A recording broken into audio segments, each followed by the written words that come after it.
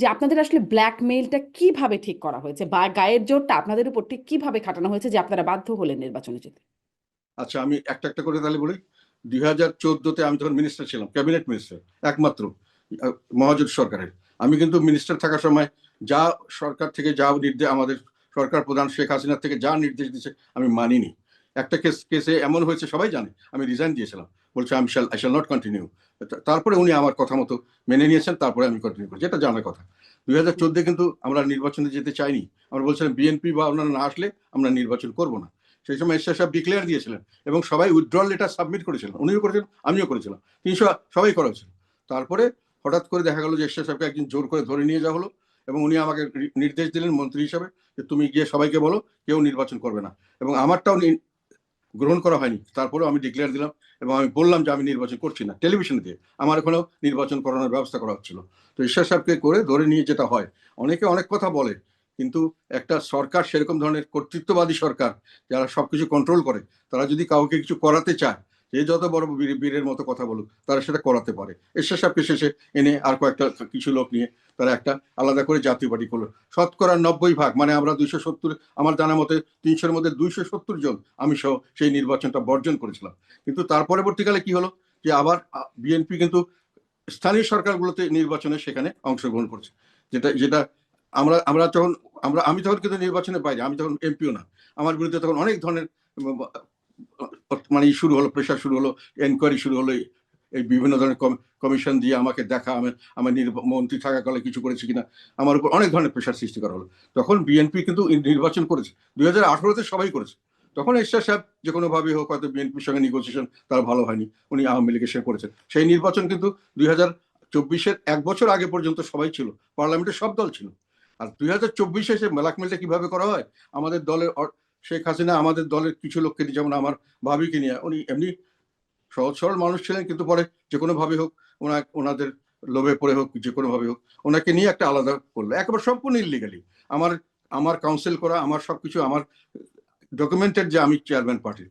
তারপরে ওখানে বেশ কিছু লোককে উনি বিভিন্নভাবে টোপ দিয়ে রাখলেন এবং আমাকে মধ্যেখানে কাজ করতে দিচ্ছেন না, আমাকে ডেপুটি লিডার থেকে বের করে দিলেন, আমার বিরুদ্ধে কেস করলেন, যাতে করে আমি, কেস করানো হলো এবং সরকার সেটাকে সমর্থন দিলে যাতে করে আমি চেয়ারম্যানের দায়িত্ব পালন করতে না পারি। তারপরে 4-5 মাস পরে বিভিন্নভাবে আবার আমাকে এটা দেওয়া হলো। সেইভাবে করে এমন একটা গ্রুপ করে রাখতো যে আমরা নির্বাচন না করলে তাদেরকে দিয়ে লাঙল মার্কা দিয়ে করানো হবে, সবাই জানতো এটা। এবং এটা ইট ওয়াজ ওপেন সিক্রেট। তখন নির্বাচনের সময় যখন আমরা ডিসিশন নিলাম যে এই ধরনের নির্বাচনে আমি করব না, তখন হঠাৎ করে শোনা গেল যে আমাদেরকে বলা হলো যে আমাকে ধরে নিয়ে সিগনেচার করে ওনাকে দিয়ে নির্বাচন করানো হবে এবং আমাদেরকে সাইজ করা হবে ইত্যাদি।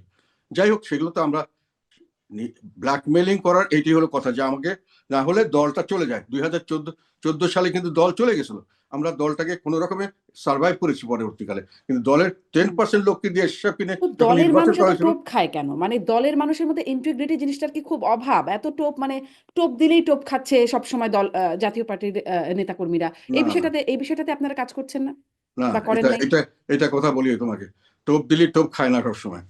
যেমন 2024-এ যখন লাস্ট কথা আসলো, যখন আমাকে বলা হলো যে এটা আমি নির্বাচন করব না, এইভাবে নির্বাচন, যেটা কথাই ছিল যে আমরা আসবো কিন্তু নির্বাচন ফেয়ার হতে হবে, যখন আমি বললাম যে নির্বাচন ফেয়ারের কোনো অবস্থাই দেখছি না, আমি নির্বাচন করবো না, সেটা আমি তার গোপন রেখেছিলাম। যেটা লাস্ট দিন অফ উইথড্রল হতে কথাই ছিল যে আমি উইথড্র করতে পারি যদি লাস্ট দিন আমি ভালো ভালো মনে করি। আমি কাউকে না জানিয়ে গোপনভাবে সব রেডি করেছিলাম উইথড্রল করার জন্য। তারপরে তারা খবর লিক হয়ে গেছে যে কোনো ভাবে হোক, তখন আমাকে কিন্তু তারা গায়ের জোরে, মানে একেবারে আটক করে আমাকে নির্বাচন উইথড্রল করতে বাধা দিয়েছে। এবং না হলেও তারা আমাকে বলেছিল যে আপনি না করলেও এটা নির্বাচন করা হবে এবং নির্বাচন হবে, কাজে আমাদের কিছু যায় আসে না, তবুও তারা জোর করে আমাকে করিয়েছে। কাজে টোপ খায় সেটা নয়, আমাকে টোপ মানে বাধ্য করারও ব্যবস্থা আছে। এটা এখনো যারা, জানি না যারা বলেন তারা কতটুকু বুঝেন।